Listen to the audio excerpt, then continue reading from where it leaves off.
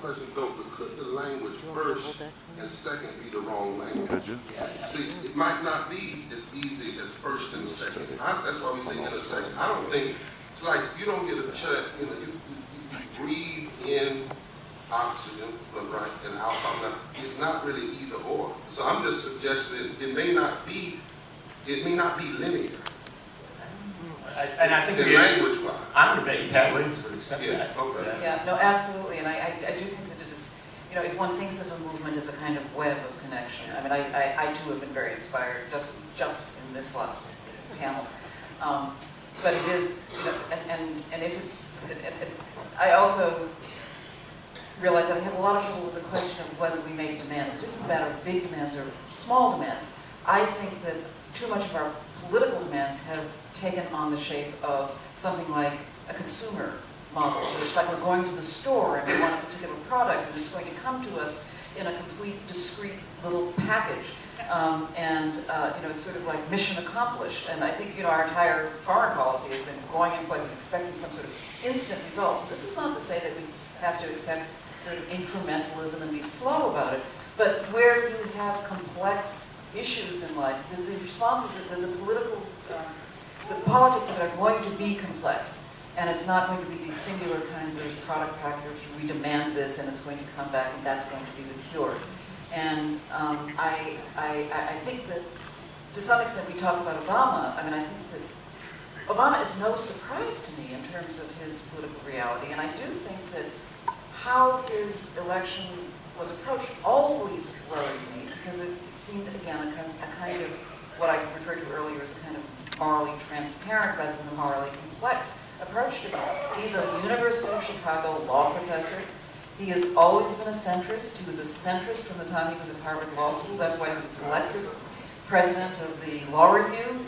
It was a battle, and it was a battle that got him there. He is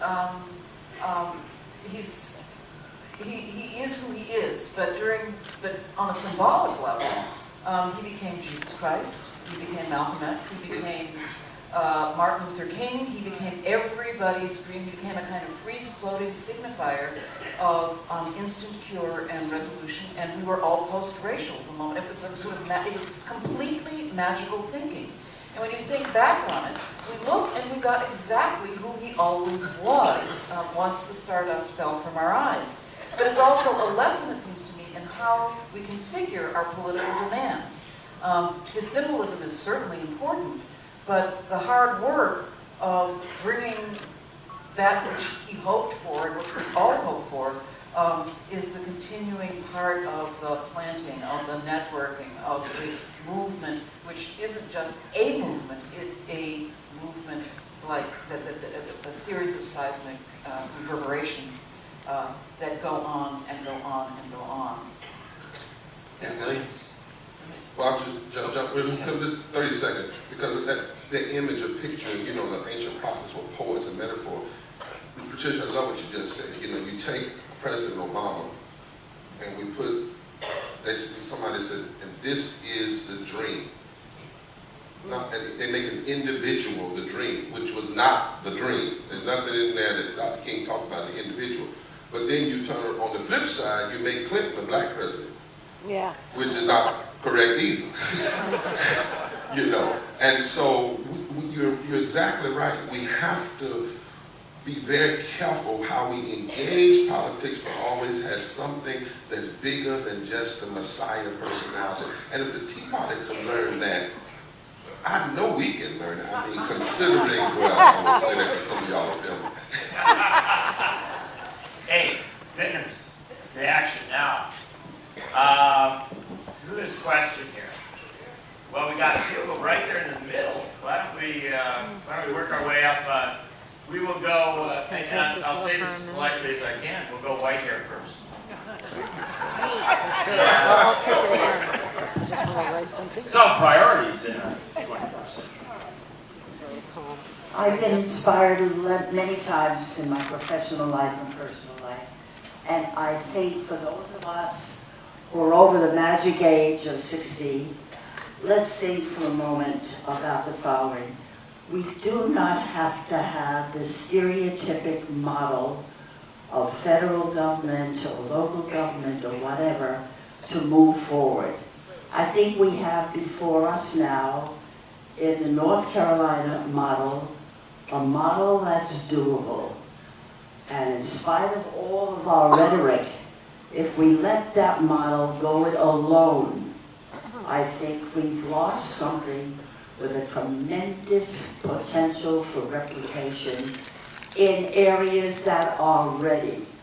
And if, Reverend Barber, the readiness shall come from the reluctant South, so be it. And let us work hard to continue to energize your model and pick up, as you suggested yesterday, a training model that will clone you or whatever, make it possible in other states. Forget the federal government, forget the old model. Let's try something that's new, that's energetic, and it seems to me is quite successful. One other item concerning my white hair. If we don't involve the young people in those states with the older people who are ready to go, then we're making a profound mistake in our country where there is a readiness to move. And bless you, sir, and I'm behind you, and I'm willing to come to your state in February. Let me say something. Thank you so much. You know, I want y'all to know what Pedro and Patricia have done today is what we do at Mall Monday behind closed doors. Remember I told you we have a cadre of scholars. And this is the thing you have to do to sharpen your argument. It's the thing you do so that when you go out, you stand strong. So if we were on that stage about education, Pedro would be right there, and our politician wouldn't be there, but he would be there. Because the importance, I want folks particularly here to understand, because of the way it's been so misused by extremists, a moral movement and a moral argument is not naive. It is not weak. It is not just dreaming. It faces the challenges very upfrontly. It just refuses to believe that those who brought the challenge have more power than we who can challenge the challenges. We just refuse to give in. The other thing I wanted to know is, my sister just said something about this diversity. We have to be careful of a false dichotomy. Young, old, dichotomy. I think that will weaken our movement. The question is, how do we unite it? So for instance, in our voter suppression suit that we're bringing, the first one out of the shelf, and I believe we're going to win, not maybe, I don't know if the middle circuit, but we'll win in the Fourth Circuit, and we'll see what happens in the Supreme Court, but that's going to be a whole other issue, because it's going to really mean they will have to go against their already proven law, but they have that potential, particularly with some of the folk up there. But the process of the lawsuit itself, labor unions are part of the lawsuit. Students are part of the lawsuit. See, we refuse to do an NAACP lawsuit just for black people. Women are in that lawsuit. Latinos are in that lawsuit. Poor people are in that lawsuit. So when we walk into court, imagine 93-year-old Rosanelle Eaton walking in there holding the hand of a 19-year-old white college student. All plaintiffs in the same lawsuit, basically saying, you may not have denied our right to vote, but there's another word in that 15th Amendment. It says abridge. And you have violated equal protection under the law. And you violated Section 6 of our state constitution. So we're going to challenge you with the state law, the federal law, but we're also going to challenge you with this coalition. And to be quite honest, it requires organizations not to have organizational ego, and it had to start with the NAACP. Because there was pressure on us to just do an NAACP suit. That may have been okay, we may even win it, but it doesn't build a deeper movement that is necessary in the South particularly to change the South so that it has an impact on the nation. Annette, you still got a question? Oh, no, she's good. Well, you got to get a mic in front of you. Ms. Benner? Thank you. I've never heard of Reverend Barber before, and I'm going to come away from this cruise so inspired. And if you can do that to me, you can do that to all kinds of people. And I'd like to see you on television. I'd like to see you all over the place. Thank you, Annette. All right, who else has got something to add here? Well, we got a hand waving so wildly there, I think you have to go. Because isn't it true that the person who wants to work the hardest should be here? Oh, my. Thank you so much. I've been inspired since the first day, and I love your movement, but there's some seeds I want to plant that I haven't heard you talking about, and that's electoral reform. And, you know, the definition of a wasted vote is a vote that doesn't elect someone. So you take all the apathy among voters and people who say my vote is wasted, it doesn't matter, all those people that don't vote, and you add to them the 40% of people in every district who are wasting their votes because they can't elect a winner in a single-member winner-take-all district, and you wind up with the lopsided Congress that we have right now. And Madison, or one of those founders, said that people's house is supposed to look like the electorate, like the people themselves, and I know that's what you're working on. So I wish you would add to your scholars and your movement, maybe Lanny Lanier, Rob Ritchie from Fair Vote, people that are talking about structural change and making the U.S. Congress reflect the people. Because who's sitting in those seats matters. That's where the public policy comes from. Yeah. Lonnie Grenier is actually a good friend. We worked together when I was at when I was studying at MIT for a couple of years, doing a fellowship there. A couple of years ago, but they had one. What's the guy's name in Boston? Mal King Fellowship. Thank you. But part of the problem is we don't have any universal system across the country. So what that means is every one of these state legislatures and governors get to play with the rules, which is why I believe we need a state-based movement, you know, where we focus intentionally on the state. That's what happened the first Reconstruction state, is what Dr. King said. In the middle of the second, go back to Alabama, go back to Mississippi. In North Carolina, for instance, did you know that in 2012, more people, 160,000, I think, more people voted for progressives than did the extremists? And yet, we had the majority of the popular vote, and yet our Congress went from 7 Democrats to 6 Republicans to 2 Democrats and 11 Republicans.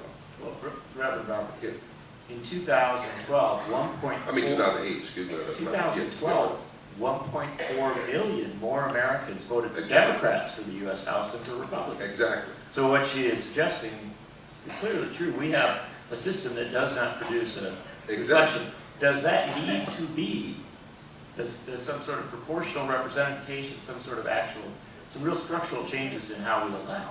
Well, I think, part of this? yeah, I think it does, and I think for us, we clearly can see that what happened to us was the structural change that they made in redistricting.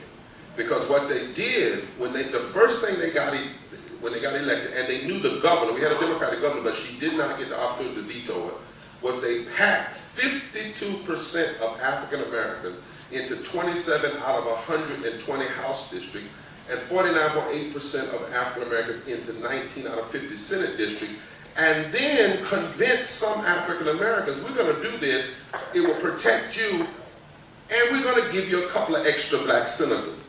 And we in the NAACP had to go against members of the African American community and say, what good is it to have 2 extra senators and they can't get anything out of committee?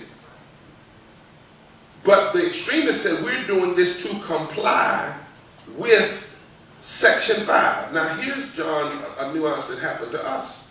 At that time, in 2010, we had Section 5. And with all due respect, the U.S. government, Derrick, President, that could have objected, and they didn't. They did not object. So that goes to Pedro's point about where people got mad and said, wait a minute now, we vote and we empower people. What did they do? And the fear was, if we object, they may use this case to overturn Section 5. And some of us said, well, they plan to do that anyway. So what you should do is fight while you have a chance so that you can have a record of the kinds of atrocities that will happen if you don't have a Section 5. But they said, let's be moderate. And moderate got North Carolina in the mess. Because in 2008, talk about apathy or overcoming apathy, black people outvoted white people.